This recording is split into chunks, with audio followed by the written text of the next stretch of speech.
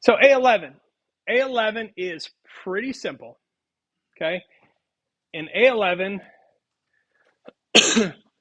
you just a couple of weeks ago created a rock, paper, scissors assignment in which you used functions for different parts of the program.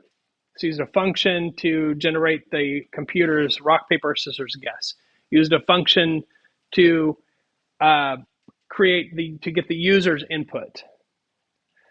All I want you to do is take that code that you've already done, and I want you to reconfigure that program so that it uses modules, so that it uses one external module, like an RPS module, to contain the functions in that program.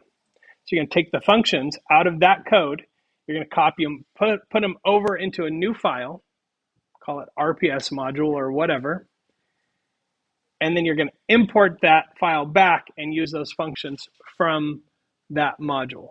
So this is just practice of getting functions out of your main code file and putting them somewhere else.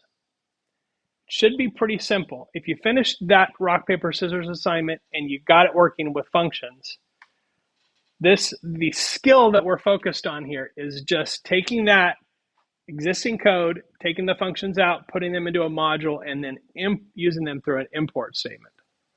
How you import them, whether you import the entire module or you import them by name or whatever you want to do, I'm going to leave that to you.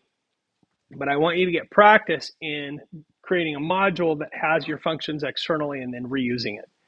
So that's the critical skill here. It should be pretty simple.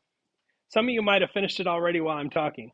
So honestly, and if you haven't finished the rock, paper, scissors assignment, this might give you some extra motivation to go back and work on that one, because that assignment now counts for double points, basically.